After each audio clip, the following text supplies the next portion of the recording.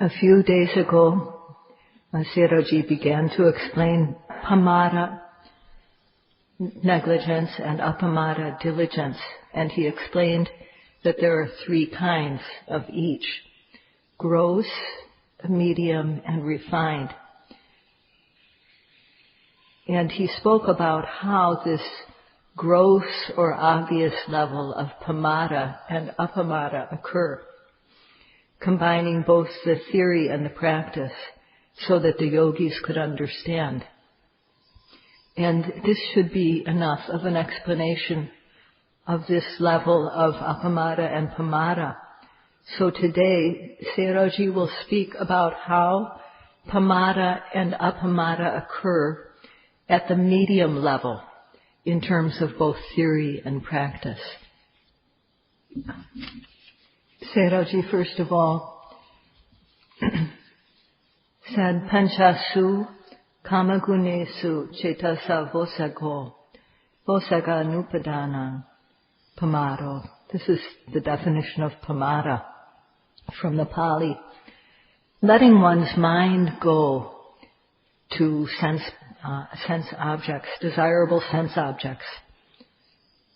And having let one's mind go, not coming to realize that and not bringing the mind back. So letting it have free rein, not just one time, but time and again, with regard to these five objects of the senses. And in that case, these sense objects which bind the mind, if one lets one's mind just indulge in them, there will be no end. And further, if one goes outside of the limits of enjoying sense pleasures that one has a right to enjoy, if one goes outside of those limits, then problems arise. So, and even with regard to sense objects which one has a legal right to enjoy, there should be moderation. One should enjoy them sparingly. Because if one doesn't do that, if one enjoys sense pleasures excessively, then one won't have time for doing the work that's needed to raise up one's life. And thus the value of one's life will decline. And it's as this, Sayadaw mentioned a verse, letting the mind enjoy the five pleasures of the senses, enjoying these in all one does. This is called pamada. Not letting the mind enjoy these five pleasures of the senses, applying sati in all we do. This is called appamada. So according to this verse, in this world one meets up with sense objects. Young people meet up with sense objects, and young adults do, middle-aged people, old-aged people even. But without sati, then it's like driving a car recklessly. So, and even worse is, of course, letting one's mind indulge, letting one's mind and oneself indulge in sense pleasures that are off limits for one. In this case, one will get into trouble. So Sayadaw would like to talk about this. The word for sense pleasures in Pali is kama guna, and this word is made up of two. It's a compound word. Kama is one word and guna is another. And this word kama has two meanings, or two parts. And one is, it's the desire for a desirable object. Kameti kamo. This word kamo comes from the verb kameti, which means to desire. And that's one type of kama.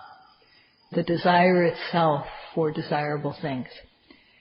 And the other part of it is also called kama, but kamiyatiti kamo. That means it's desirable, so it's called kama.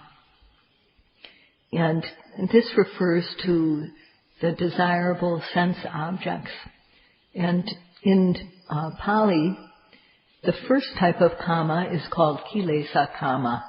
That means it's the unwholesome mental factor of desire.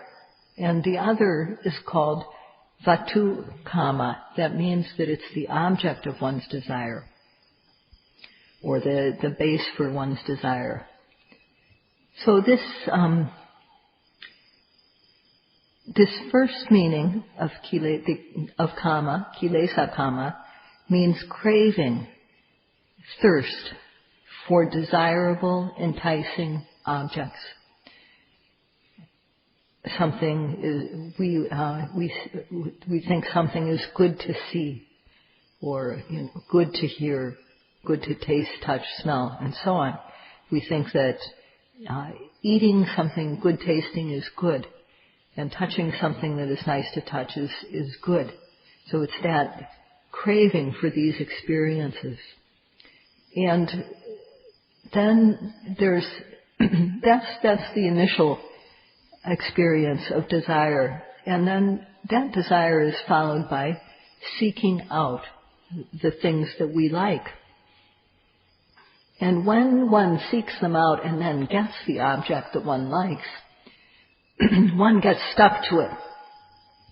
It's because the object itself entraps us. It makes us, it captivates us, fascinates us. So for one who likes good sights, then they'll be captivated by things to see.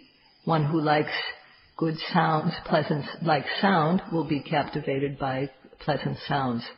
And smells also, they bind one who likes good smells.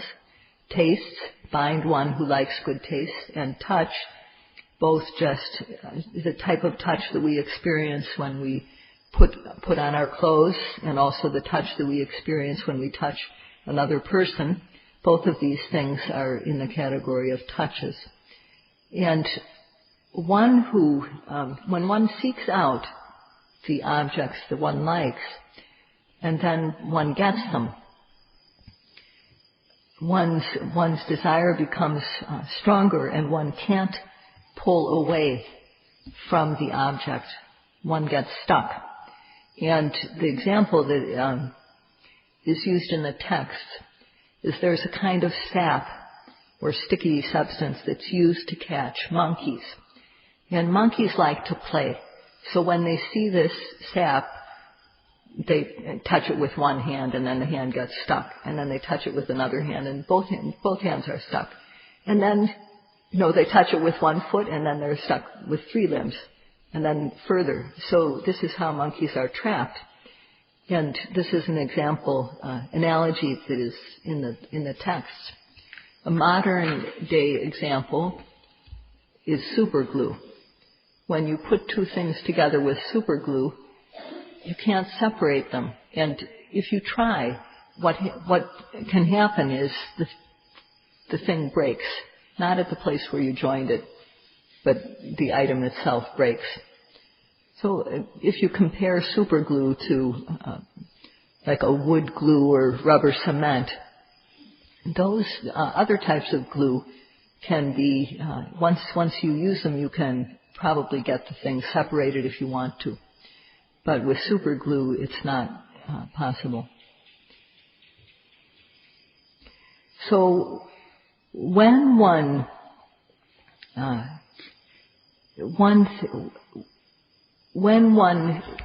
is so attracted and stuck to the objects that one likes, when in time there's separation with the object, one comes to great suffering. And this separation can happen suddenly. People can be separated by death, or people can be separated by mutual agreement. But whenever separation can bring about great suffering, and some people even die of the heartache that comes due to separation. So karma is, it binds one, and one comes to suffer because of the bond that one has tying one to the object. So kilesa kama is the desire for the things we like, and vatu kama is the desirable things themselves. And in the world, both these things exist. Now, if we crave for sense objects and search them and enjoy them, well, our entire time is spent waking. Our entire waking hours are spent with one of these things regarding sense objects, craving them, searching them, getting them. And only when one is fast asleep at night is there any relief. So because we are human beings living in a world of the senses, we are among sense pleasures all the time. And in fact, our whole body is something that we have desire for. One takes pleasure in how one looks. One takes pleasure in one's own smell, in one's own touch. And although one's own taste may not be obvious, but an example of how we take pleasure in our own, in experiencing our own bodies is that when we're hot, when the weather is hot, we like to cool ourselves off, and when the weather's cold, we like to make ourselves warm. And as far as touch between two people, and Sayadaw mentioned the touch between male and female, there's no need to go into this. It's obvious that this is something people enjoy. So, of course, one can't avoid experiencing things through one's senses. But when one encounters sense objects, if one doesn't have any control, then one has a variety of attitudes. One is, when we don't have something that we want, we are busy trying to obtain it. And then when we get what we want, our mind just becomes elated and goes out of control with having that thing. So we need to have a way of reflecting so that this doesn't happen, so that we don't go out of control with our sense experiences, so that one can either avoid or control this type of reaction. And the best thing is what the Buddha said. So when one sees, let it stop immediately at just seeing. So that means to note the arising seeing as it occurs. When one does so, the seeing won't go any further than just that. There will just be seeing. If one notes immediately at the moment a sight arises, as the Buddha said, dete deta matang bhavesati, then in the seeing there will just be the seen. There won't be anything further. Sute sutta matang bhavesati, in the sound there will just be the sound. To do this, one has to train oneself, one has to practice. And the analogy is that the mind, without the training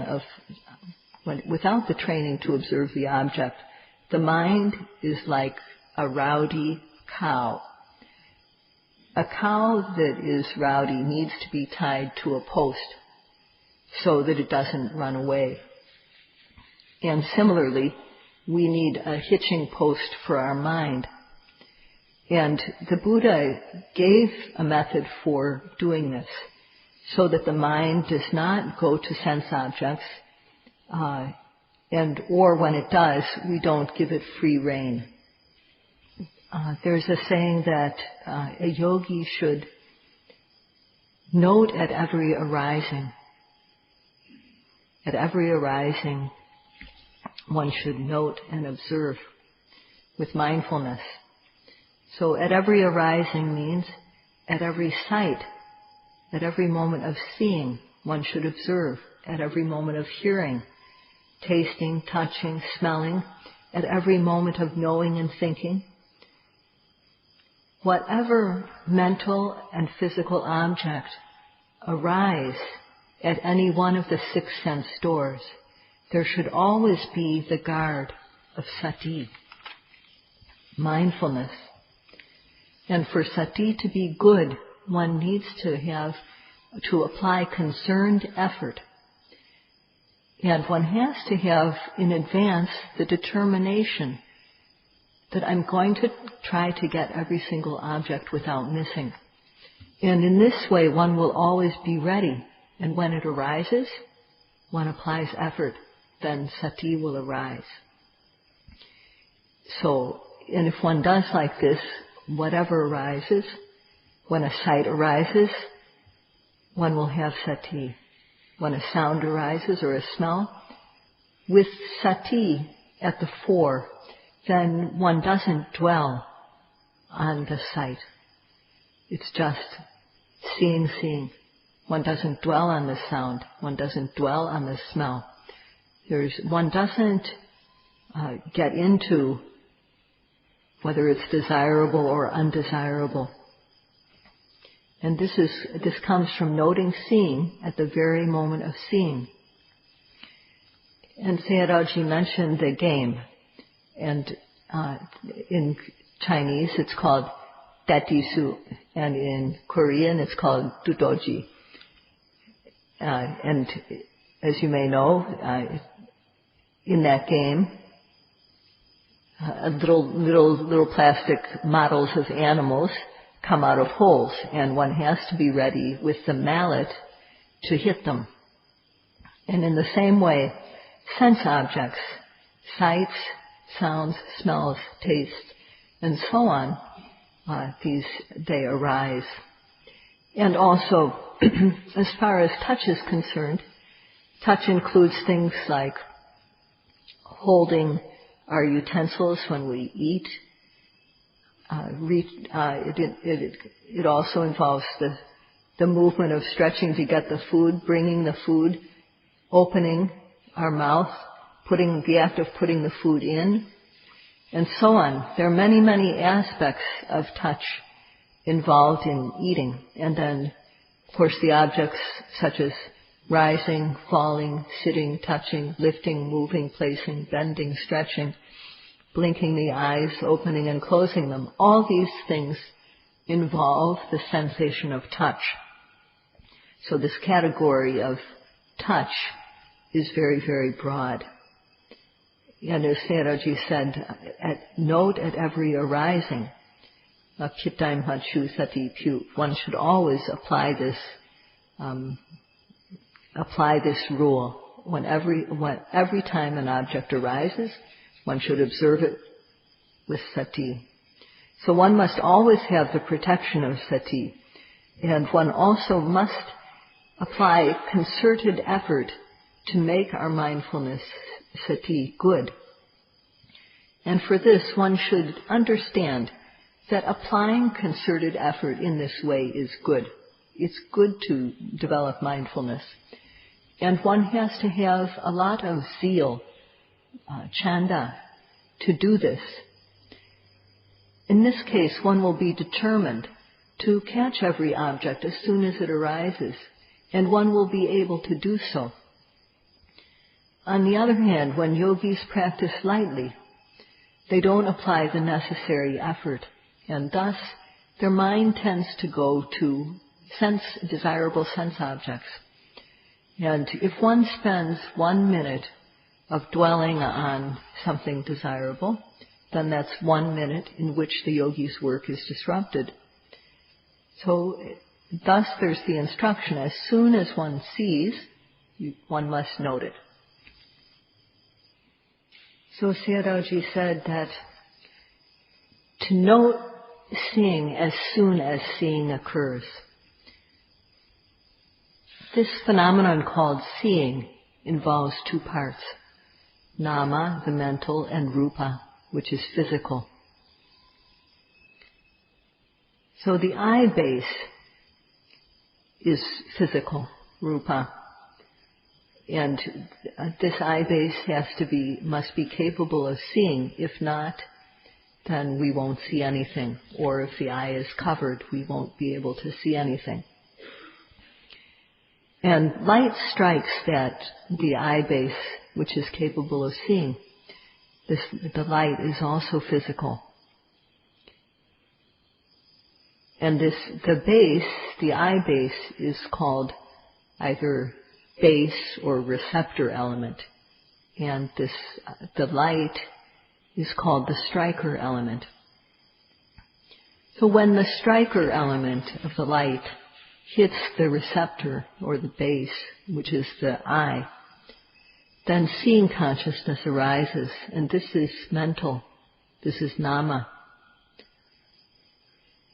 This consciousness knows the sight. And together with seeing consciousness is contact that occurs in seeing. That is the meeting of the mind with the visible object at the eye base. Together with the contact, due to the contact, if the contact is bad, then an unpleasant feeling is there, and if it's good, then there's a pleasant feeling. So there's some type of feeling also. So these three elements, the seeing consciousness, contact, and feeling, these are called the spark. It's the spark that arises when seeing occurs. So these all together, the nama rupa, the eye base, the light striking it, and the consciousness that arises are all called seeing in combination. That means, to rephrase that. As a group, this is called seeing. And at this moment, at the moment of seeing, the physical element and the mental element, these are neither kusala nor kusala. They're neither wholesome nor unwholesome. They're just functional. And you could also say they're neutral. So if as soon as seeing arises, one applies effort to observe the seeing, then the mind will connect with the form or with the eye base or with the sight. And there won't be any thinking about these parts, about what they are. One will be contacting them directly. To note at the very moment that seeing arises is the yogi's job. To note at the moment of every arising is the yogi's job. However, in all these areas, in seeing, there are misses. In hearing, there's misses.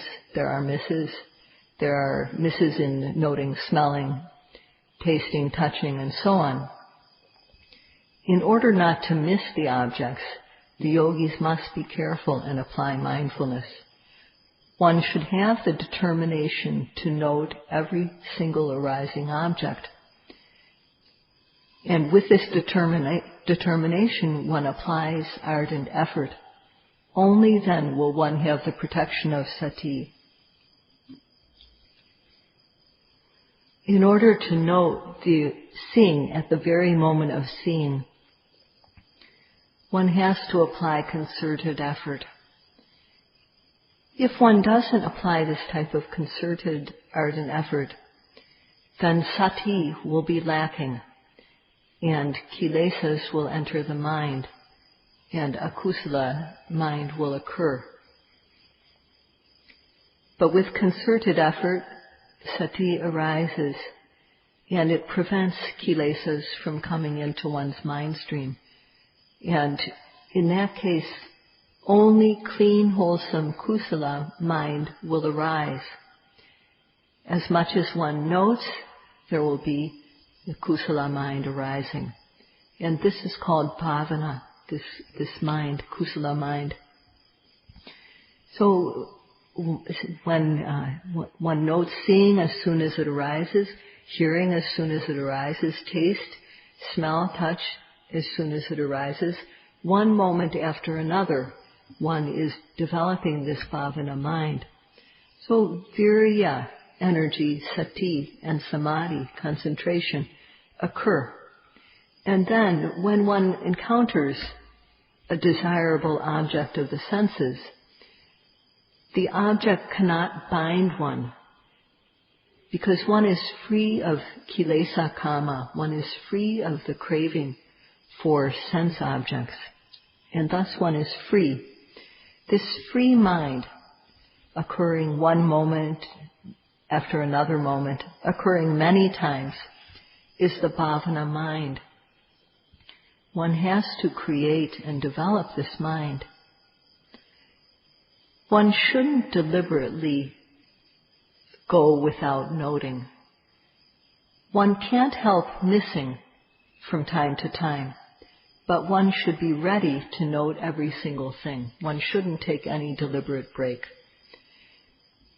And when we're sitting, one should have the determination to note every arising object, beginning with the rising and the falling.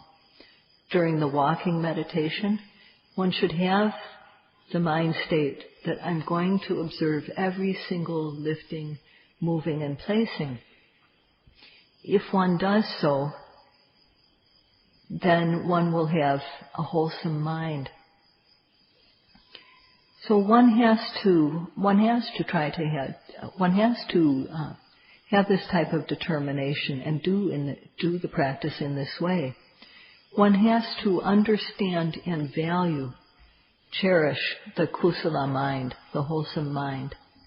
And when one does so, one won't miss or lose when the object arises. One will be able to observe the object, note the object one after another, continuously. The bhavana mind will occur continuously. One can't be careless. One has to go about the practice with respect, meticulously, without taking breaks. And if one does so, when one notes an object, whatever object arises, Appamada will occur. And thus the yogi's duty will be fulfilled. And this type of yogi who applies themselves to the practice in this way, day by day, even hour by hour, their knowledge grows. On the other hand, if people take the practice lightly, then one won't come to understand anything at all. In order to note steadfastly, to note and observe steadfastly, seeing as soon as it occurs, hearing as soon as it occurs, and so on, one applies ardent effort. And doing so, laziness and other kilesas do not have a chance to arise.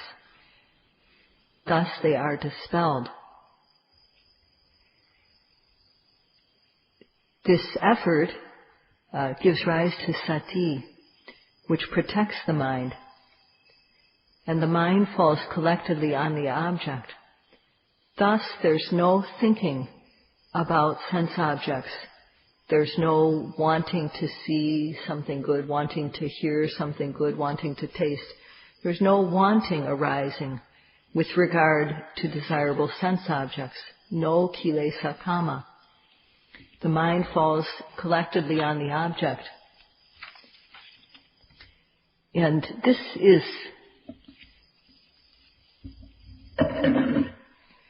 is controlling the mind with regard to the 5 sense objects, not giving it free rein to dwell on these sense objects. And doing so, the yogi's duty is fulfilled. One becomes active and applies ardent energy, concerted effort, and sati arises, and so does Appamada.